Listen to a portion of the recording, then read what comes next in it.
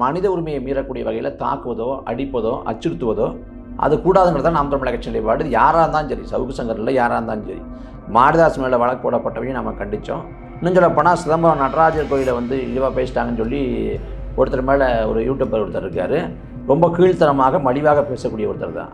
அவரை கைது பண்ணணுமா அப்படின்னு அண்ணன் கேட்குறப்ப அது தேவையற்றது தான் நான் சொன்னாங்க. அது அண்ணனோட பெருந்தன்மை, அண்ணனோட குணம். அதாவது நமக்கு பிடிச்சவங்க பிடிக்காதவங்க, வேண்டப்பட்டவங்க வேண்டப்படாதவங்க, காழ்ப்புணர்ச்சி கொண்டவங்க, மக்கள் நடந்து கொண்டவங்க, இது எல்லாத்தையும் கடந்துட்டு ஒரு நியாயம்னா நியாயம், தப்புன்னா தப்புன்னு பேசுவாங்க. அதாவது இடிப்பாறை இல்லா ஏமாற மன்னன் கெடுப்பா இல்லான் கெடுங்கிறது வள்ளுவரோட குறள் மொழி. அதுக்கு கருணாநிதி எழுதின புலிப்புறம் என்னென்னா, ஒரு ஆட்சியோட தவறுகளை குற்றங்களை குறைகளை சுட்டி காட்டலைன்னா அந்த ஆட்சி வீழ்ந்துடும் அப்படிங்கிறது தான் கருணாநிதியே சொன்ன பொழிப்புரை. எல்லாரும் செந்தில்வேல் போல, ஜென்ராம் போல, அப்புறம் 2ஆம் தர 3ஆம் தர பேர்வழிகள் போல இந்த அரசுக்கு ஜால்ரா போகணும்னு நினைக்கிறாங்க.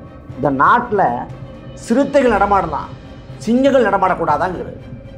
விடுதலை சிறுத்தை நடமாடுறப்ப ஃபார்வர்டு பிளாக் பண்ணக்கூடாதாங்கிறது. தேவையில்லாமல் விடுதலை சிறுத்தைகளுக்கும் ஃபார்வர்டு பிளாக்கும் எதுக்கு விவசாயம் ஏற்படுத்துறீங்க?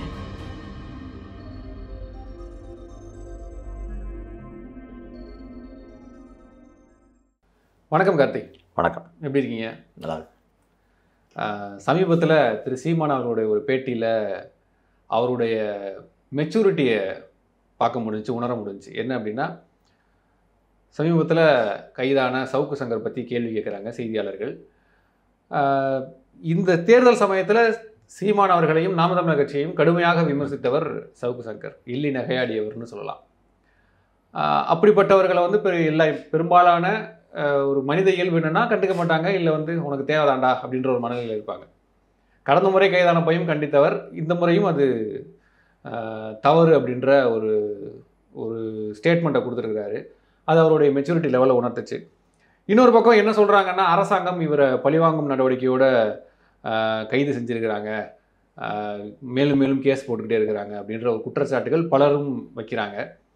அரசை விமர்சிக்கவே கூடாது, அரசை விமர்சித்தால் இதுதான் உங்களுக்கு வந்து நிலைமை அப்படின்ற ஒரு சிக்னலை, ஒரு மெசேஜை எல்லா ஊடகவியலாளருக்கும் கொடுத்துருக்குது அரசாங்கம் அப்படின்ற ஒரு கருத்து நிலவுது. எப்படி உணர்றீங்க? இல்லை, அதில் வந்து சவுக்கு சங்கர் அவர்களோட கைதை பொறுத்த வரைக்கும் அவர் ஏற்கனவே கைது செய்யப்பட்டார் 2022 செப்டம்பர் மாதம். அப்போ கைதை கண்டித்தோம்.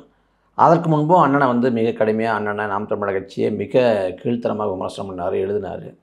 அதே போல் இப்போதும் அண்மை காலங்களில் வந்து நாம் தமிழர் கட்சி விவசாய சின்னம் பறிக்கப்பட்டப்போ ஒரு அநீதி நிகழ்த்தப்பட்டிருக்கு, கண்டிக்கத்தக்கது, நியாயம் இல்லை அப்படின்னு பேசாமல் நீங்கள் சொன்னது போல் எள்ளி நகையாடினார், அவ்வளவு ஏளனமாக பேசினார். ஆனால் அந்த பேச்சு வந்து சவுக்கு சங்கர் பேசிய அந்த பேச்சு வந்து தேவையற்றது, பேசியிருக்க வேண்டாம் அப்படின்னு கருதுகிறோம். அதுதான் அண்ணன் சொன்னாங்க. ஆனால் அதுக்காக வந்து இந்த கஞ்சா வச்சதில் வந்து அண்ணன் சந்தேகமாக இருக்குது. அதாவது கஞ்சா உண்மையிலே அவர் பயன்படுத்தினாரா இல்லை வந்து வச்சாங்களா அப்படின்ற கேள்வி வந்து அண்ணன் எழுப்புனாங்க. அது மட்டும் இல்லாமல் சிறைக்குள்ளே தாக்குதல் நிகழ்த்தப்பட்டால் அது கண்டிக்கத்தக்கது, அது ஏற்படுதல்ல. ஒரு தவறு பண்ணியிருக்காரு அப்படின்னா வழக்கு போடுங்க, இல்லை கைது பண்ணுவீங்களா கைது பண்ணுங்கள். அதுக்கு பிறகு சட்டப்பூர்வமாக என்ன இருக்குது, அவர் பிணை பெற்றுக்கிட்டு வெளில வர்றாரு, இல்லை வந்து உள்ளே இருந்து வழக்கு நடத்தார், அது அவரோட பாடு, அவர் பார்த்துக்குவார். அதை தாண்டி மனித உரிமையை மீறக்கூடிய வகையில் தாக்குவதோ அடிப்பதோ அச்சுறுத்துவதோ அது கூடாதுங்கிறத நாம் தமிழர் கட்சி நிலைப்பாடு. யாராக இருந்தாலும் சரி, சவுக்கு சங்கரில் யாராக இருந்தாலும் சரி, மாரிதாஸ் மேலே வழக்கு போடப்பட்டவையும் நம்ம கண்டித்தோம். அதுக்கு முன்னாடி வந்து இதே போல் தேவையற்று வழக்கு போடப்பட்டு சிறைப்படுத்தப்பட்ட எல்லாருக்குமாக குரல் எழுப்பணும். இன்னும் சொல்ல போனால் சிதம்பரம் நடராஜர் கோயிலை வந்து இழிவாக பேசிட்டாங்கன்னு சொல்லி ஒருத்தர் மேலே ஒரு யூடியூபர் ஒருத்தர் இருக்கார். ரொம்ப கீழ்த்தனமாக மலிவாக பேசக்கூடிய ஒருத்தர் தான். அவரை கைது பண்ணணுமா அப்படின்னு அண்ணன் கேட்குறப்ப அது தேவையற்றது தான் நான் சொன்னாங்க. அது அண்ணனோட பெருந்தன்மை, அண்ணனோட குணம். அதாவது நமக்கு பிடிச்சவங்க பிடிக்காதவங்க, வேண்டப்பட்டவங்க வேண்டப்படாதவங்க, காழ்ப்புணர்ச்சி கொண்டவங்க, மக்கள் நடந்து கொண்டவங்க, இது எல்லாத்தையும் கடந்துட்டு ஒரு நியாயம்னா நியாயம், தப்புன்னா தப்புன்னு பேசுவாங்க. அந்த அடிப்படையில் அண்ணன் பேசினாங்க. அந்த வகையில் வந்து கைது நடவடிக்கை மேற்கொண்டிருக்காங்க. சட்டப்பூர்வமாக என்ன பண்ணணுமோ அதை பண்ணட்டும். அதை விடுத்து பழிவாங்கும் போக்கோ இல்லை சிறைக்குள்ளே தாக்குகிற போக்கோ அது வேண்டாம், ஏற்படுதில்லை. பழிவாங்கும் போக்குன்னு உணர்றீங்களா? இல்லை, இது அவர் பேசின பேச்சுக்கான பலன் அப்படின்னு நினைக்கிறேன். இல்லை, அந்த பேச்சு தேவையற்றது, அதுக்கான கைது நடவடிக்கை செய்யப்படட்டும், அது ஒன்றும் இல்லை. ஆனால் அதுக்கும் பிறகு சிறைக்குள்ளே தாக்கப்படுறது, அவன் அச்சுறுத்தப்படுறது, அதெல்லாம் நிகழ்ந்தால் வழக்குகள் முன்னாடி தொடர்ந்து போடக்கூடிய வழக்குகள், இதெல்லாம் பழிவாங்கும் நடவடிக்கை இல்லை. வழக்கமாக இதை வந்து திமுக பண்ணுதானே, எல்லாருக்கும் பண்ணதானே. ஏற்கனவே சவுக்கு சங்கர் வந்து கைது செய்யப்பட்டு போன முறை வந்து அவர் நீதிமன்ற அவமதிப்பு வழக்கில் வந்து உள்ளே போகிறார். அப்படி உள்ளே போன சமயத்தில் வந்து அந்த வழக்கை வந்து போட்டது நீதிமன்றம். ஆனால் உள்ளே போன பிறகு அடுத்தடுத்து வழக்கில் வந்து திமுக அரசு வச்சுச்சு. அண்ணன் துரைமுருகன் அவர்கள் வந்து அவர் சிறைப்படுத்தப்பட்ட பிறகு அடுத்தடுத்து வழக்கில் வச்சாங்க. ஒருத்தர் வந்து அரசுக்கு அச்சுறுத்தலாக இருக்காங்கன்னா என்னென்ன வழக்குகளை போடலாம், அவங்க மேலே என்னென்ன பேச்சிருக்காங்க, என்னென்ன செயல்பட்டுருக்காங்கன்னு பார்த்து வழக்க போடுவாங்க. அந்த அடிப்படையில் வழக்க போடுறாங்க. அது நோக்கம் வந்து அவரை முடக்கங்கிற நோக்கம்தான். ஓகே. அதான் நான் கேட்ட மாதிரி அரசை விமர்சிக்க கூடாது, விமர்சித்தால் உங்களுக்கு இதுதான் நிலைமை அப்படின்ற கருத்து. அதாவது இடிப்பாறை இல்லா ஏமாற மன்னன் கெடுப்பா இல்லான் கெடுங்கிறது வள்ளுவரோட குறள் மொழி. அதுக்கு கருணாநிதி எழுதின பொழிப்புரை என்னென்னா, ஒரு ஆட்சியோட தவறுகளை, குற்றங்களை, குறைகளை சுட்டி காட்டலைன்னா அந்த ஆட்சி வீழ்ந்துடும் அப்படிங்கிறது தான் கருணாநிதியே சொன்ன பொழிப்புரை. ஆனால் இந்த திமுக ஆட்சியை பொறுத்த வரைக்கும் ஒரு மன்னராட்சி முறையில் கூட இந்த அளவுக்கு இருக்குமானு தெரியல. மக்களாட்சியில் வந்து இந்த அரசை விமர்சனம் பண்ணக்கூடாது, கேள்வி எழுப்பக்கூடாது, இந்த அரசை வந்து குற்றப்படுத்தக்கூடாது, பிள்ளைகளை சுட்டி காட்டக்கூடாது, எதுவுமே செய்யக்கூடாது. எல்லாரும் செந்தில்வேல் போல், ஜென்ராம் போல், அப்புறம் 2ஆம் தர 3ஆம் தர பேர்வழிகள் போல் இந்த அரசுக்கு ஜால்ரா போகணும்னு நினைக்கிறாங்க. அப்போ இந்த அரசை எல்லாரும் பாராட்டணும், கொண்டாடணும்னா எல்லாருக்குமான ஆட்சியாக, அதிகாரமாக இருந்திருக்கணும். உண்மையிலே நல்லாட்சி கொடுக்கப்பட்டிருக்கணும். அப்படிலாம் ஒன்றும் இல்லையே. இல்லை, எந்த கட்சி ஆட்சியில் இருந்தாலும் ஜால்ரா போகிறதுக்குன்னு ஒரு கூட்டத்தை வச்சுருப்பாங்க. ஆனால் இல்லை அது விமர்சனங்களும் இல்லை. என்னென்னா அது உண்மைதான். எந்த கட்சி ஆட்சிக்கு வந்தாலும் அந்த ஆட்சிக்கு துதிப்பாடுவதற்கு, வெண்சாமரம் வீசுவதற்கு ஆட்கள் இருப்பாங்க. ஆனால் கடந்த காலத்தில், கடந்த ஆட்சி காலத்தில் அறத்தின் குரலாக ஒழிப்பேன், நான் குரலாற்றுவின் குரலாக ஒழிப்பேன், நான் மனசாட்சிப்படி தான் பேசுவேன் அப்படின்னு சொல்கிறவங்க கூட இந்த ஆட்சியில் திமுகவும் ஜால்ரா போடுறாங்க. அதிமுக ஆட்சி காலத்தில் என்ன நடந்துச்சோ அது திமுக ஆட்சி காலத்தில் நடக்குது. அன்னைக்கு குதிச்சாங்க, போராடினாங்க, ஆர்ப்பாட்டம்னாங்க, இன்றைக்கி சத்தத்தே காணும். இது எப்படி புரிஞ்சுக்கிறது? அன்னைக்கு அதிமுகவோட ஆட்சி காலத்தில் சாத்தாங்குளத்தில் தந்தை மகன் படுகொலை செய்யப்பட்டாங்க. அங்கே ஜெயராஜ் பன்னிக்ஸு கொரோனா காலத்தில், ஊரடங்கு காலகட்டத்தில் அன்றைக்கி போராடுறதுக்கான வாய்ப்பு இல்லை. ஏன்னா ஊரடங்குறதுனால அன்றைக்கி சமூக வலைதளங்கள் வாயிலாக எல்லாரும் குரல் எழுப்பினாங்க. அது உலக அளவில் பேசுபொருளாகி அதுக்கு பிறகான காலகட்டத்தில் அதுக்கான நீதி நிலைநாட்டப்பட்டுச்சு. ஆனால் இந்த திமுகவின் ஆட்சி காலத்தில் குறைந்தபட்சம் 20க்கும் 25க்கும் மேற்பட்ட காவல் நிலைய மரணங்கள்.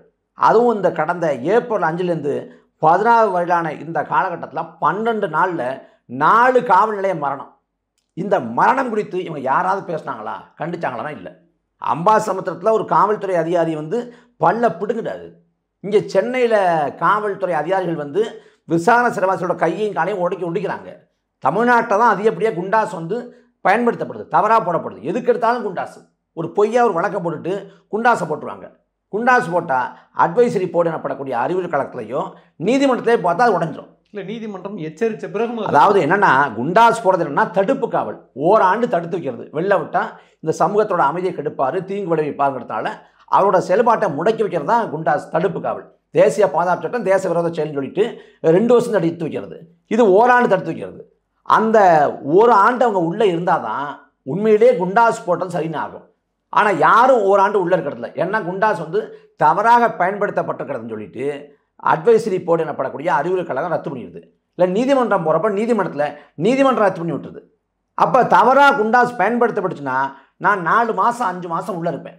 அந்த 4 மாதம் 5 மாதம் உள்ளே இருந்தால் குண்டாஸ் உத்தரவு போடப்பட்டா இந்த சமூகம் எவ்வாறு பார்க்கும், அவனை எவ்வாறு அணுகும்? அப்போ 4 மாதம் 5 மாதம் வந்து அவன் வந்து தண்டனை பிடிச்சிருக்கானே, அதற்கான இழப்பீடு என்ன? எதுவும் கிடையாது, எதுவுமே கிடையாது. நீங்கள் சொல்கிற மாதிரி அதெல்லாம் சில நெறியாளர்கள் எல்லாம் உணர முடியுது. கடந்த காலங்களில் வந்து அனிதா மரணத்தின் போது அந்த பொண்ணுக்காக நான் பேசாமல் வேறு யார் பேசுவா, ஒரு சாதாரண விளிம்புநிலையில் இருக்கக்கூடிய ஒரு பொண்ணுக்காக நான் தான் பேசுவேன் அப்படின்னு சொன்ன நெறியாளர்கள், சாத்தான்குளத்தில் 2 பேர் தந்தை மகன் கொல்லப்பட்ட பொழுது பொங்கி எழுந்த நெறியாளர்கள், போராளிகளாக கருதப்பட்ட நெறியாளர்கள்லாம் இன்றைக்கி திமுகவுடைய துதிபாரிகளாக மாறி இருக்கிறதெல்லாம் உணர முடியுது. அதான் இதெல்லாம் என்ன உணர்த்துது உங்களுக்கு?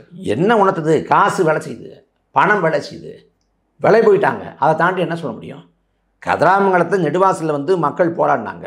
அதிமுக ஆட்சி காலத்தில் மீத்தன் எடுக்கக்கூடாது, ஹைட்ரோ கார்பன் எடுக்கக்கூடாதுன்னு சொல்லிட்டு அப்படி போராடிய போது அன்றைக்கி வந்து எடப்பாடி பழனிசாமி அடக்குமுறையை கட்டளை விட்டார். கதிராமங்கலத்தில் பெண்கள் போராடிய போது பெண்கள் மேலே வந்து ஒரு மிரட்டல் விடுத்தார். நீ வீட்டுக்கு போறியா, விபச்சார வழக்கில் உள்ள போடவா அப்படின்னு அச்சுறுத்தினார். அந்த பக்கம் நெடுவாசலில் மக்கள் போராடிய போது நெடுவாசலை மீத்தன் எடுக்கக்கூடாது, ஹைட்ரோ கார்பன் எடுக்கக்கூடாதுன்னு சொல்லிட்டு அன்றைக்கி மக்கள் போராடுறாங்க. தொடர்ச்சியாக வளர்மதி வந்து துண்டறிக்கை கொடுத்து பரப்புரை பண்ணுறாங்க. துண்டறிக்கை கொடுத்ததுக்காக அவன் மீது குண்டர் சட்டம் பாய்ச்சப்பட்டுச்சு எடப்பாடி பழனிசாமி ஆட்சி காலத்தில். அன்னைக்கு விவசாயிகளுக்கு எதிரான அப்படிப்பட்ட ஒடுக்குமுறை அன்னைக்கு எல்லாரும் பேசணும். இன்றைக்கி திமுகவோட ஆட்சி காலம். திமுகவோட ஆட்சி காலத்தில் பரந்தூரில் ஓராண்டுக்கு மேலே மக்கள் போராடுறாங்க. விளைநிலங்களை நாங்கள் வேறு பயன்பாட்டுக்கு தரமாட்டோம், இது எங்கள் பாட்டன் பூட்டன் காலம் தொட்டு நாங்கள் அங்கே வாழக்கூடிய நிலம், இங்கே வானூர்தி நிலையம் அமைக்கக்கூடாது அப்படின்னு சொல்லிட்டு அந்த மண்ணின் மக்கள் போராடுறாங்க. ஏகனாபுரத்தில் வந்து வாக்குப்பதிவு அன்னைக்கு முழுமையாக புறக்கணிப்பு பண்ணுறாங்க. சுதந்திர நாள் அன்னைக்கு வீட்டு வாசலில் கருப்பூடி ஏற்றுறாங்க. இப்படி எல்லாமே செய்கிறாங்க. அவங்க கிராம சபையில் தீர்மானம் போடுறாங்க. மாநில சுயாட்சின்னு இந்த அரசு பேசுது, கிராம சுயாட்சியும் பேசணும்ல, உள்ளாட்சிக்கான அதிகாரத்தையும் பேசணும்ல. அப்போ மக்கள் வேண்டான்னு விருப்பப்பட்டு வேண்டாம்னு முடிவெடுத்து அவங்க தீர்மானம் போடுறாங்க கிராம சபையில். எதுக்கும் மதிப்பு இல்லை. அந்த பக்கம் கிராம சபையை மதிச்சதுனால தான் தேர்தல் பரப்புரையில் கிராமமாக போய் உட்காந்து நீங்கள் கிராம சபை கூட்டங்களில் போய் மக்கள்கிட்ட பிரச்சாரம் பண்ணீங்க. கிராம சபையை மதிக்கலை, கிராமங்களில் உள்ள வாக்கை கவர்வதற்காக போய் பார்த்தாங்க.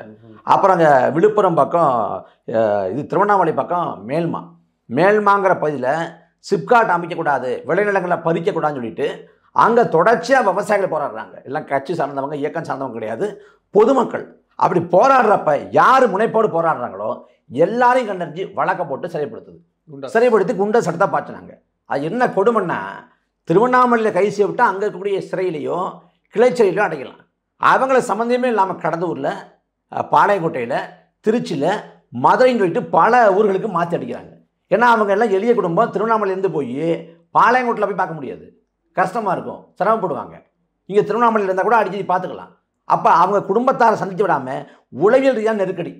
கடைசியில் குடும்பத்தார்கிட்ட எழுதி வாங்குறாங்க, நான் வந்து இனிமேல் போராட மாட்டேன் அப்படின்னு அவங்க சொல்கிறது போல் இவங்க எழுதி வாங்குறாங்க. அப்புறம் குண்டர் சட்டம் ரத்து செய்யப்படுது. வேறு வழி இல்லாமல் ஒரு அரசியல் நெருக்கடி பிறந்த பிறகு இந்த குண்டர் சட்டம் விவசாயம் மீது போடப்பட்ட பிறகு தமிழ்நாட்டில் இருக்கக்கூடிய காட்சி ஊடகங்கள், எல்லா காட்சி ஊடகங்கள் எடுத்துக்கங்க, ஒரு காட்சி ஊடகத்தில் கூட இது சரியா தப்பா, இது எந்த விதத்தை ஏற்படுது ஒரு விவாதம் நடத்தப்படலை. இங்கே பொன்முடி மேலே வந்து சொத்து வைப்பு வழக்கில் வந்து தண்டனை உறுதியாகுது.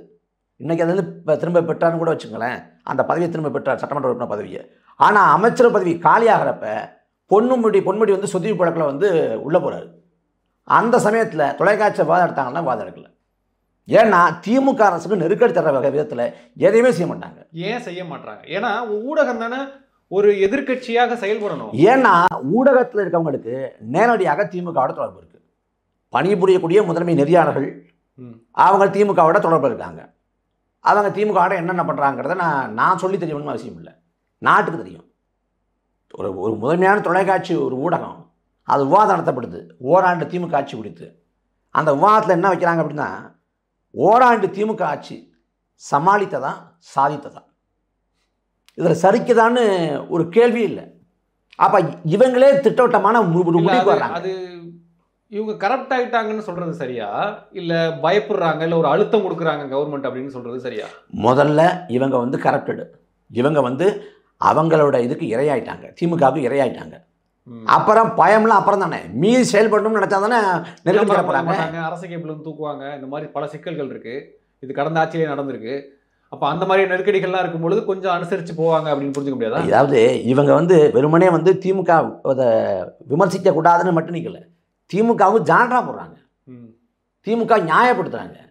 இங்கே வந்து பாஜகவா திமுகவா அப்படின்னு ஒரு கருத்துருவாக்கத்தை யார் உருவாக்குறாங்கன்னா ஊடகங்கள் தான் கட்டமைக்குது. ஏன்னா அது லாபம். பாஜகவா திமுகவுன்னு காட்டினா மோடியை காட்டி திமுக தன் தரப்பை நியாயப்படுத்திக் கொள்ள முடியும். அதனால் பாஜகவா திமுகவுன்னு ஒரு கருத்துருவாக்கம் செய்கிறாங்க. பாஜக சேர்ந்த ஆட்களை வந்து இந்த தொலைக்காட்சி வாதங்களை உட்கார வச்சு திமுக அவங்கள அடித்து ஸ்கோர் பண்ணோம். அப்போ இது போன்ற வேலையை யார் செய்கிறாங்கன்னா ஊடகங்கள். உண்மையிலே சமூக நீதி பேணப்படுதா? இங்கே வந்து சமூக நீதிங்கிறீங்க, சமூக நீதியோட அடித்தளம் வந்து வகுப்பாரி பிரதித்துவம், இடஒதுக்கீட்டுக்கான ஒரு வாய்ப்பு வந்து சாதிவாரி கணக்கெடுப்பு. பீகாரில் மாநில தன்னாட்சி அப்படின்னு முழக்கம் வைக்கலை, மாநில சுயாட்சிக்காக சட்டமன்ற தீர்மானம் போடலை, மாநில சுயாட்சியை முதன்மை முழக்கமாக வச்சு கட்சி தொடங்கலை. ஆனால் பீகாரில் நிதிஷ்குமார் வந்து அவர் வகுப்பாரி பிரதித்துவத்துக்கான அடிப்படையாக இருக்கக்கூடிய சாதிவாரி கணக்கெடுப்பை வந்து எடுத்துட்டார், மாநில அரசோட அதிகாரத்தை வச்சுட்டு. அதே போல் ராஜஸ்தானில் முயற்சி தொடங்கினாங்க, அதுக்குள்ளே ஆட்சி மாறிடுச்சு. இங்கே எடுக்காத காரணம் என்ன? ஆந்திராவில் முன்னெடுப்பு செய்யப்படுது, தமிழ்நாட்டில்னா செய்ய மாட்டாங்க, நோக்கம் இல்லை. ஏன்? என்ன வேணாலும் நோக்கமாக இருக்கலாம். யார் வந்து பயன்படுறாங்க வகுப்பாரி பிரதித்துவத்தில் அப்படின்னு தெரியக்கூடாது அப்படின்னு நினைக்கிறாங்களா, இல்லை அது கொடுத்தா உளப்பூர்வம் அக்கறை இல்லையா, என்ன காரணம் தெரியல, எடுக்க மாட்டாங்க. ஆனால் எடுக்க சொல்லி மோடிக்கு கடிதம், மோடி எடுக்க மாட்டார். இல்லை, அது எடுக்கிறதுனால என்ன என்ன என்ன தெரிஞ்சிரும்னு அரசாங்கம் பயப்படுது. யார் பயன்படுறா வகுப்பாரி பணியத்துவத்தை யார் பயன்படுறான்னு தெரிஞ்சணும் பயப்படுதா என்ன தெரிஞ்சா அப்போ வந்து யார் எவ்வளோ எண்ணிக்கையில் எந்த சமூகம் இருக்குது அப்படின்றது தெரியல. என்ன பிரச்சனை? அவங்களுக்கு நோக்கம் இல்லைங்க. அதாவது இன்னைக்கு ராகுல் காந்தி சொல்கிறாரு, என் வாழ்நாள் கனவு இந்த சாதிவார கணக்கெடுப்பு எடுக்கிறதுங்கிறாரு. கடைசியாக பிற்படுத்தப்பட்ட மக்கள் குறித்து சாதிவார கணக்கெடுப்பு எப்போ எடுக்கப்பட்டுச்சுன்னு வரலாற்றை பார்த்தா 1930களில் சுதந்திர இந்தியாவில் எடுக்கப்படவே இல்லை. 2011 சமூக பொருளாதார சாதிவார கணக்கெடுப்பு அப்படின்னு எடுக்கிறாங்க. எடுத்து 2014 வரைக்கும் இந்த காங்கிரஸ் ஆட்சி வெளியிடலை. அப்போ இவங்க செய்யலை, இவங்க ஆட்சி இருக்கப்போ செய்யாமல் விட்டுட்டு இன்னைக்கு திடீர்னு ராகுல் காந்தி மனித புனிதராகி என் வாழ்நாள் லட்சியம் சாதிவார கணக்கெடுப்புங்கிறாங்க. அதே போல் இந்த தேர்தல் அந்த வாக்குப்பதிவு அன்னைக்கு வந்து ஏகனாபுரம் மக்கள் வந்து வாக்குப்பதிவை புறக்கணித்தாங்க.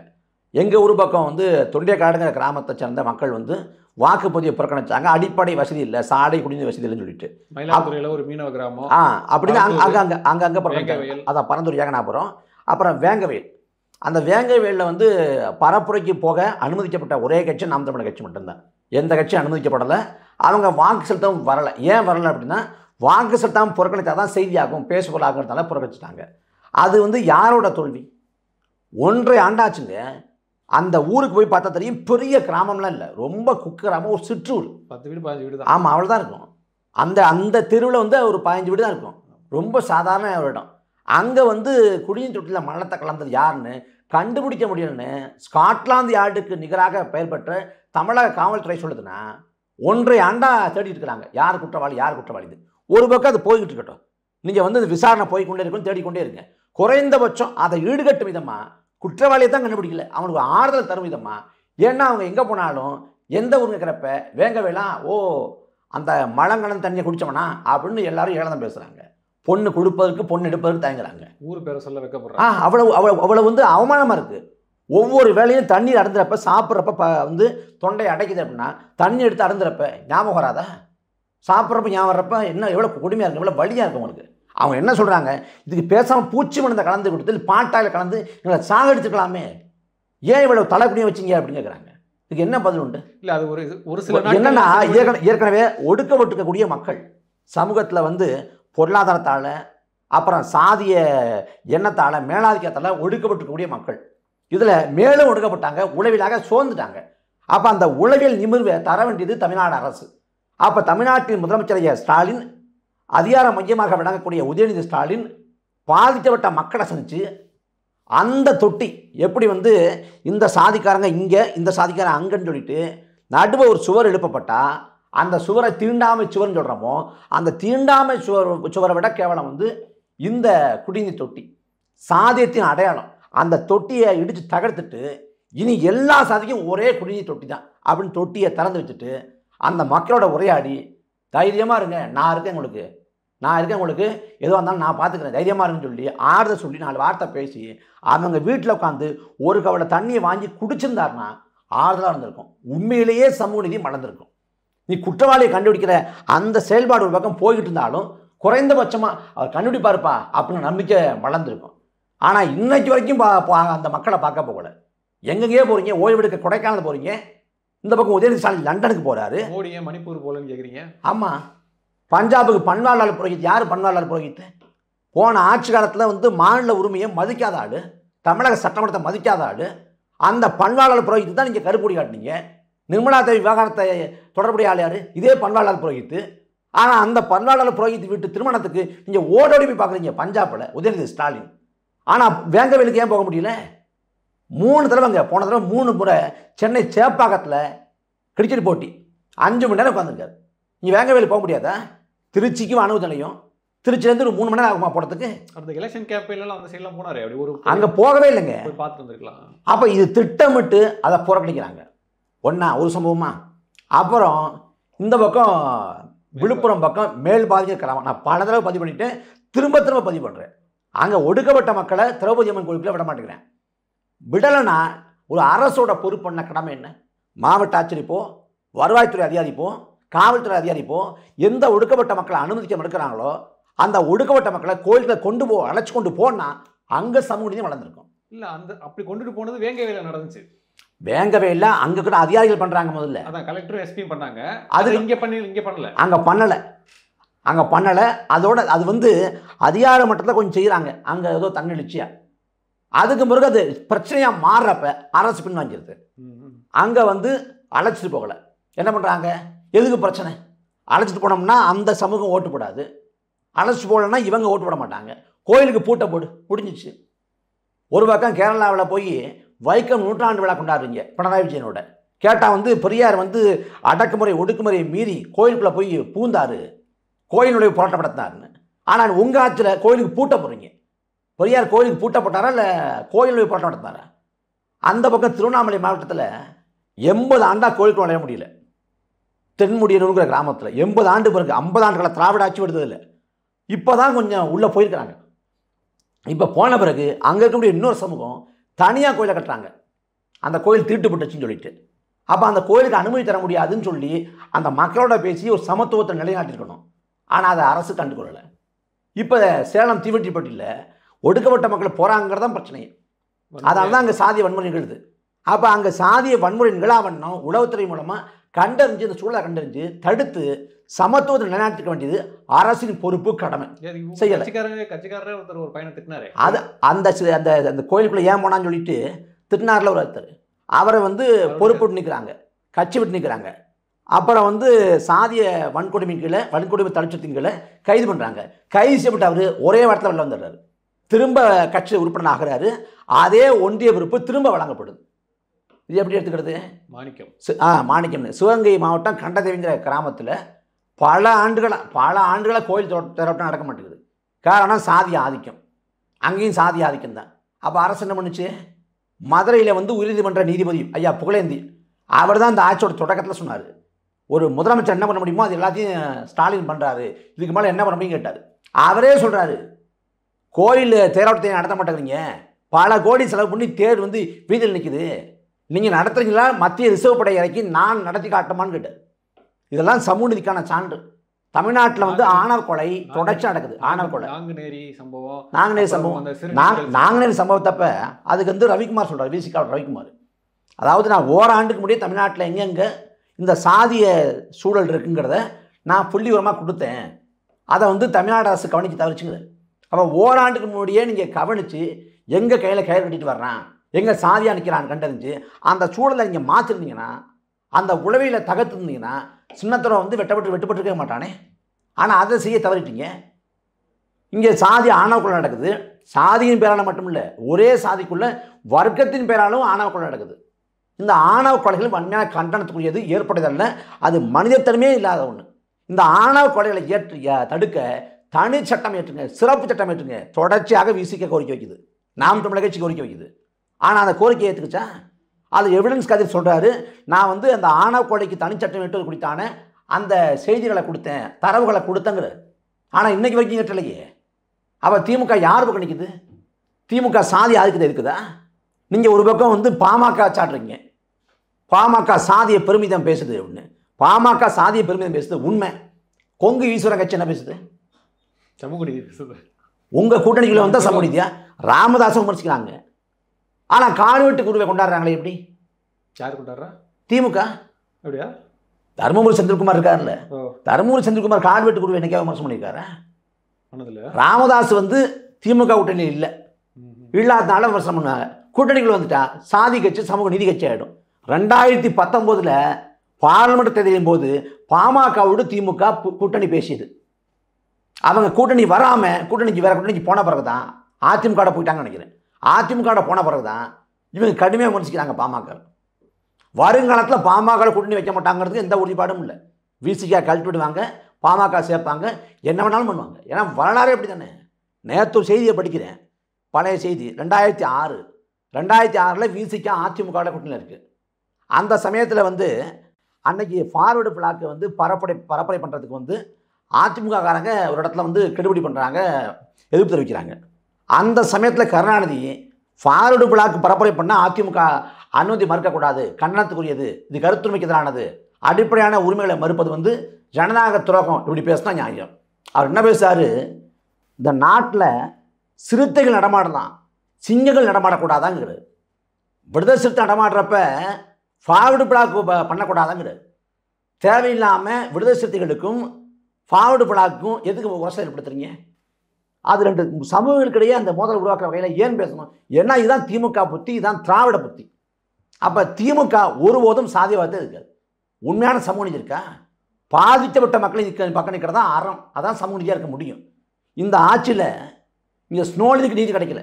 அதிமுக ஆட்சியில் ஸ்னோலின் பச்சை படுகொலை செய்யப்பட்டார், எல்லாருக்கும் தெரியும்.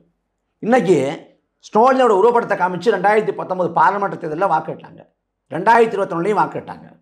இன்றைக்கி திமுக வென்று 3 ஆண்டுகள் ஆயிடுச்சு. அன்னைக்கு அதிமுக ஆட்சி காலத்தில் அமைக்கப்பட்ட அருணாச்சல ஆணையத்தோட அறிக்கை சொல்லுது, இவங்க மேலே கொலை வழக்கு பதினப்படணும் அப்படின்னு முன்வைக்குது. ஸ்னோலினோட தாயார் வனிதா அம்மா 3 கோரிக்கை வைக்கிறாங்க. இறந்து போன ஈகிகளுக்கு மணிமண்டம் கட்டணும், அப்புறம் அந்த கொன்ன கொலையாளிகளை கொலை வழக்குகளை சிறைப்படுத்தணும், அப்புறம் ஸ்டெர்லைட் ஆலையை மூட நிரந்தரமாக மூட சட்டம் ஏற்றணும். இந்த 3 கோரிக்கை தான். இந்த 3 கோரிக்கையில் ஒரு கோரிக்கையை கூட நிவர்த்தி செய்யப்படல. ஸ்னோலினை எவன் சுட்டு கொன்னானோ அவன் இன்னைக்கு வரைக்கும் காவல்துறையில் பணிபுரிஞ்சு கொண்டு சம்பளம் வாங்கி கொண்டிருக்கேன். ஸ்னோலினுக்கு நீதி கிடைக்கல. நீங்கள் என்ன சொன்னீங்க? நாங்கள் வந்தால் நீட் தேர்வு ரத்து பண்ணணும். நீங்கள் நீட் தேர்வு ரத்து பண்ணீங்களா? ரத்து பண்ண மாநில அரசுக்கு அதிகாரம் இல்லை. அது உதயநிதிக்கும் தெரியும், ஸ்டாலினுக்கும் தெரியும், எல்லாருக்கும் தெரியும். ஆனால் நாங்கள் ரத்து பண்ணியே தீருவோம், ரத்து பண்ணுவோம். நீங்கள் ரத்து பண்ண முடியல. கேட்டால் அப்போ நாங்கள் போராட்டம் பண்ணோம். தமிழ்நாடு முழுக்க 50 லட்சம் கையெழுத்து வாங்க முடியுங்க. தமிழ்நாடு முழுக்க பெற வேண்டியது 50 லட்சம் கையெழுத்து இல்லை, ஒரே ஒரு கையெழுத்து தான். அது ஜனாதிபதி கையெழுத்து. இப்போ தமிழ்நாடு முழுக்க மாணவர்கள்ட்ட, இளைஞர்கள்ட்ட, பொதுமக்கள்கிட்ட 50 லட்சம் கையெழுத்தை வாங்கி என்ன பண்ணுவீங்க? ஜனாதிபதிக்கு அனுப்புவீங்க. தமிழக சட்டமன்றத்தில் போட்ட தீர்மானத்தையே மதிக்காத ஆளுநர் மக்கள் போட்ட கையெழுத்தையே மதிப்பார்? அப்போ இது என்ன? இது அதிகார வலிமை இல்லாத ஒரு சாதாரண இயக்கம், எந்த பின்பலம் இல்லாத இயக்கம், ஒரு சாதாரண இயக்கம், ஒரு தேர்தல் பாதிக்க வராத இயக்கம் இந்த கையெழுத்து முகாம் நடத்தினா அவங்களால அதான் பண்ண முடியும். நீங்கள் ஆச்சரியார்த்த இருந்துக்கிட்டு 38 பாராளுமன்ற உறுப்பினர் வச்சுக்கிட்டு தமிழ்நாட்டை ஆச்சரியார்த்த இருந்துக்கிட்டு நான் கையெழுத்து முகாம் நடத்துறேன்னா இது வெட்கக்கேடு இல்லையா? இந்த ஆட்சியில் செத்துப்போன பிள்ளைகளின் மரணத்துக்கு திமுக தான் பொறுப்பேற்கணும். ஏன்னா நீங்கள் வாக்குறுதி கொடுத்தீங்க நீட் தேர்வு ரத்து பண்ணணும்னு, நம்பினாங்க மக்கள், நம்பி ஓட்டு போட்டாங்க. ஆனால் பிள்ளைகள் செத்து போச்சு. பிள்ளைகள் செத்து அப்பாவும் செத்து போனார். யார் பொறுப்பேற்கிறதுக்கு? என்ன சொல்கிறாங்கன்னா ஒரே வாய்ப்புங்க, நீட் தேர்வு ரத்து பண்ணணும்னா நீட் தேர்வுக்கு ரத்து பண்ண வாய்ப்பு இல்லை. தமிழ்நாட்டுக்கு விலக்கு கோரலாம். விலக்கு வரணும்னா தமிழக சட்டசபையில் ஒரு தீர்மானம் ஏற்றி ஜனாதிபதிக்கு அனுப்பி வைக்கப்பட்டிருக்கு. அதுக்கு ஒப்புதல் தரணும். ஒப்புதல் தரணும்னா இது சாதாரண ஒரு போராட்டத்தில் சாத்தியப்படுத்த முடியாது. தமிழ்நாடு முழுக்க தங்கு தடை இல்லாமல் மிகப்பெரிய ஒரு புரட்சி வெடிக்கணும். கட்சி கடந்து, இயக்கம் கடந்து, அரசியல் சார்பு நிலையை கடந்து, அடையாள போராட்டம் இல்லாமல் வெகு மக்களின் ஒரு போராட்டம் இருக்கிறப்ப தான் சாத்தியப்படுங்கிறாங்க. அப்போ அதுக்கு உதாரணம் என்ன? வகுப்பாரி பணித்துறை எனப்படக்கூடிய இடஒதுக்கீடு ரத்து செய்யப்படுது 1950. ரத்து செய்யப்பட்ட பிறகு தமிழ்நாடு முழுக்க மாணவர்கள், இளைஞர்கள் போராடி எல்லா கட்சிகளும் நெருக்கடி கொடுத்து காமராஜர் நேருவிட்ட வலியுறுத்தி முதல் முறையாக இந்தியாவோட அரசியல் சாசனம் திருத்தப்பட்டுச்சு. காரணம் தமிழ்நாடு எடுத்த போராட்டம். அதே போல் ஜல்லிக்கட்டு நடக்க வாய்ப்பே இல்லை, சட்டபூர்வமான அதுக்கு சாத்தியக்கூடவே இல்லைன்னாங்க. நடக்காதுன்னு சொல்லப்பட்ட ஜல்லிக்கட்டு நடத்தி காமிக்கப்பட்டுச்சு. காரணம் தமிழ்நாட்டில் நடந்த போராட்டம். நாங்கள் வேளாண் சட்டங்களை திரும்ப பெற மாட்டோம், ஒரு புள்ளி கமா கூட திரும்ப பெற மாட்டோம்னாங்க. ஆனால் பஞ்சாப் விவசாயிகள் டெல்லி நடத்திய ஓராண்டுக்கு மேலான தொடர் போராட்டத்தின் விளைவாக வேளாண் சட்டங்கள் திரும்ப பெறப்படுது. அப்போ தமிழ்நாடு முழுக்க போராட்டம் நடக்கணும்னா அந்த போராட்டத்துக்கான களத்தை நீங்கள் தயார் பண்ணுங்க. மெரினா கடற்கரை திறந்து விடுங்க. உதயநிதி ஸ்டாலின் உட்கார்ந்து அறைகூல் எடுக்கட்டும். நான் நீட் தேர்வு வேண்டாம்னு நினைக்கிறேன், அதுக்காக அறப்போராட்டம் தொடங்குறேன், என்னோடு மாணவர்களும் இளைஞர்களும் உட்காருங்க அப்படின்னு கூப்பிடுங்க. இல்லை நீங்கள் உட்கார தயக்கமாக இருந்தால் மெரினா கடற்கரை திறந்து விட்டு நீங்கள் விடுங்க, நாங்கள் உட்காந்து போராடிப்பட்டுக்கிறோம். அதை திமுக அரசு பண்ணுமா? எதுவும் செய்ய மாட்டாங்க, ஒருபோதும் செய்ய மாட்டாங்க. இப்போ புதிய பல்லவி 2024 இந்தியா கூட்டணி ஆட்சி அமைஞ்சு நீட் தேர்வை விளக்கிடுவோம். தமிழ்நாட்டுக்கு மட்டும் விளக்கிடுவோம் அப்படின்றாங்க. நீட் தேர்வு சமூக நீதிக்கு எதிரானதுன்னா காங்கிரஸ் ஆட்சி அமைஞ்சால் இந்தியா முழுக்க நீட் தேர்வு இருக்கிறதுல சொல்லணும். அதாவது ஆமாம், அதில் திமுக நிலைப்பாடு என்னவா சொல்கிறாங்கன்னா நுழைவுத் தேர்வு முறையை நாங்கள் எதிர்க்கிறோங்கிறாங்க. நுழைவுத் தேர்வு முறை கிராமத்தில் ஒரு மாதிரி பொருளாதார சூழல் இருக்குது, நகர்ப்புறத்தில் ஒரு மாதிரி பொருளாதார சூழலும் கல்வி கட்டமைப்பு இருக்குது. அப்போ ஒரு மாநிலத்துக்குள்ளே வச்சாலே நுழைவுத் தேர்வு வச்சாலே கிராமம் நகர்ப்புறம்னு மாறுபடும். அப்போ ஒரு சரிசமமான வாய்ப்பு இருக்காதுங்கிறாங்க. அப்படி இருக்கப்போ இந்தியாவில் பழங்குடி கிராமங்கள் இருக்குது, குக்கிராமங்கள் இருக்குது, பள்ளிக்கூடங்கள் இல்லாத கிராமங்கள் இருக்குது, மலை கிராமங்கள் இருக்குது, மின்சாரம் இல்லாத கிராமங்கள் இருக்குது, சாலை வசதி இல்லாத கிராமங்கள் இருக்குது, தண்ணீருக்காக அல்லாடக்கூடிய கிராமங்கள் இருக்குது, எல்லாமும் இருக்குது. இப்போ இந்தியா முழுக்க இந்த ஒற்றை தேர்வு எப்படி சாத்தியம்? ஒரே முறையான கற்றல் வாய்ப்புகள் இல்லாத போது, ஒரே முறையான கல்வி வாய்ப்புகள் இல்லாத போது ஒரே முறையான தேர்வு எப்படி சாத்தியம்? அப்போ இங்கே நீட் தேர்வுங்கிறது தமிழ்நாட்டுக்கு மட்டும் இல்லை, இந்தியாவில் எந்த ஒரு மாநிலத்துக்கும் எந்த ஒரு தேசத்துக்கும் தேவையில்லை. அதான் சரியான நிலைப்பாடாக இருக்க முடியும். ஆனால் நீட் தேர்வு முதல்ல கொண்டு வந்தது காங்கிரஸ் திமுக ஆட்சி. குலாம் நபி ஆசாத் வந்து மத்திய சுகாதாரத்துறை அமைச்சர். அன்றைக்கி மத்திய இணையமைச்சராக இருந்த திமுகவை சேர்ந்த காந்தி செல்வன் தான் இந்த நீட்டுக்கான மசோதாவை தாக்கல் பண்ணார். அதுக்கும் பிறகு அல்தாமஸ் கவிங்கிற நீதிபதி தலைமையிலான அந்த அமர்வில் நீட் தேர்வு ரத்து செய்யப்படுது. ரத்து செய்யப்படுறப்ப அவங்க சொன்ன வாதம், இந்த நீட் தேர்வு என்பது அரசியலமைப்பு சாசனத்துக்கு எதிரானதுன்னாங்க. அப்படி சொன்ன பிறகும் காங்கிரஸ் திமுக மத்திய அரசு, கூட்டணி மத்திய அரசு அதை மேல்முறையீடு பண்ணி நீட் தேர்வை கொண்டு வந்துச்சு. அதன் விளைவை இன்னைக்கு அனுபவிக்கிறோம். அப்போ இதில் காங்கிரஸுக்கும் பங்கு இருக்குது, பாஜகவுக்கும் பங்கு இருக்குது, திமுகவுக்கும் பங்கு இருக்குது, அதிமுகவுக்கும் பங்கு இருக்குது. ஆனால் இந்த கட்சிகளை வச்சு அரசியல் பண்ணுது. நீட் தேர்வு ரத்து பண்ண மாட்டாங்க. அப்போ வந்து இங்கே ஸ்னோலிஜுக்கு நீதி கிடைக்கல, அனிதாவுக்கு நீதி கிடைக்கல. கடைசியாருன்னு பார்த்தா இந்த ஆட்சி காலத்தில் மர்மமான முறையில் இறந்து போனால் தங்கச்சி ஸ்னோலி. அவள் வந்து அந்த அவளோட எரிச்சான்னு நினச்சேன், எரிச்சு ஒரு மண்டபம் போல கட்டியிருக்காங்க. அங்கே எழுதப்பட்டிருக்கு, ஒன்னோடு சேர்த்து நீதியும் இங்கே உறங்கி கொண்டிருக்கிறது அப்படின்னு. அவன் மரணத்துக்கு நீதி கிடைச்சிச்சா? ஸ்னோலிக்கு நீதி வாங்கி தரல, அனிதாவுக்கு நீதி வாங்கி தரல, ஸ்ரீமதிக்கு நீதி வாங்கி தரல. ஆனால் இந்த ஆட்சிக்கு ஒரு திராவிட மாடல் ஆட்சி, சமூக நீதி ஆட்சி, பெண்களுக்கான ஆட்சி. ஏன்னா நாங்கள் பெண்களுக்கு 1000 ரூபா கொடுத்தோம்.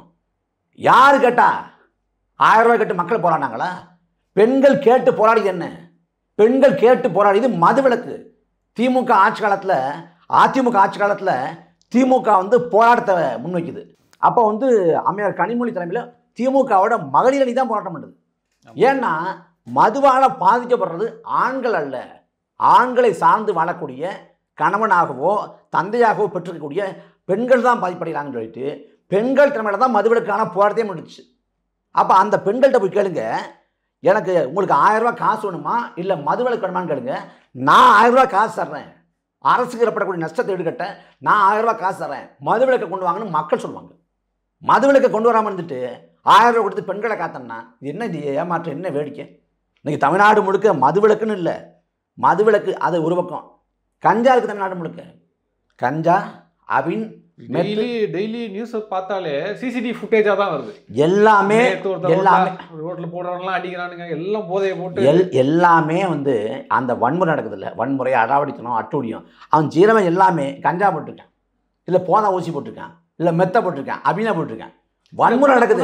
எங்கேயாவது 1-2 வரும். இப்போ டெய்லி 10 வீடியோ நாமளே தினந்தோறும் செய்தியை பார்க்குறோம். நேற்று பார்த்தோம், இன்னைக்கு பார்க்குறோம், தினந்தோறும் செய்தியை படிக்கிறோம். இந்த வன்முறை எல்லாமே போதையோட தொடர்பு இருக்குது. தமிழ்நாட்டில் சட்ட ஒழுங்கு எந்திரிச்சது இருக்குது, காவல்துறை அதிகாரிகள் அடிக்கிறாங்க, வீடு பூந்து ஒரு ஃபேமிலியை வெட்டினானுங்களே துண்டு துண்டா. எல்லாமே நடக்குது. இதை என்ன பண்ண போகிறாங்க? அதிமுக ஆட்சி காலத்தை என்னென்னமோ பேசுனீங்க, குட்கா வந்து அனுமதி கொடுத்துச்சுன்னு, அது கண்டிக்கத்தக்கது. நீங்கள் என்ன பண்ணீங்க? கஞ்சாவுக்கு அனுமதி கொடுத்துட்டீங்களா? கஞ்சா 2.0 ஆப்ரேஷன்ஸ்லாம் வச்சாங்க, இரும்பு கடமை கொண்டு ஒடுக்குறாங்களா, சப்ளை பண்ணுறாங்களா? நீதிமன்றம் மதுரை போகிற போக்கில் குற்றம் சொல்கிறது இல்லை, மதுரை நீதிமன்ற நீதிபதிக்கிறாருக்கு கஞ்சா வந்து நீங்கள் ஒடுக்கிறதா சொல்கிறீங்க, காவல்துறைக்கு தெரியாமல் எப்படிங்க வரும்? இவ்வளோ வழக்கு எப்படிங்க வரும்? இவ்வளோ தூரம் கஞ்சா பழங்குது யாருக்கு காரணம்னு இன்னைக்கு கேட்டுக்காரு நீதிபதி, செய்தி வந்திருக்கு இன்னைக்கு. அப்போ இந்த ஆட்சியை வந்து திராவிட மாடல் ஆட்சி, மக்களுக்கான ஆட்சி, பொற்கான ஆட்சின்னா அவர் ஒரு உலகத்தில் இருக்கார் ஐயா ஸ்டாலின். வெளி உலகத்தை என்ன நடக்குதுன்னு தெரியல அவருக்கு. மக்கள் மனுவே தரலை, மனுவே கொடுக்க மாட்டேங்கிறாங்கிறாரு, கொடுத்து பயனில்லைன்னு முடிவு பண்ணிட்டாங்க. அதிமுக ஆட்சியோட நம்ம மேல்மா விவசாயிகள் வந்து செக்ரட்டரியேட்டை போய் பார்க்க போயிட்டு அனுமதி இல்லைன்னு சொல்லிட்டு நம்ம கிளாம்பாக்கம் பேருந்து நிலையத்தில் இந்த கலைஞர் சிலைக்கு போய் மனு கொடுத்துட்டு போனாங்க. ஓ, அது ஒரு எதிர்ப்பு முறையா அவங்க சிலைக்கு மனு கொடுத்தாங்க. சிலைட்டு கொடுப்பது ஒன்று தான், ஒன்று கொடுப்பது ஒன்று தான் அப்படி கொடுத்துட்டு போயிருந்தாங்க. அப்போ அந்த குடும்பம் தான் நடக்குது. அப்போ இந்த ஆட்சியை எப்படி நம்ம பொற்கால ஆட்சி நல்ல ஆட்சி எப்படி ஏற்றுக்க முடியும்?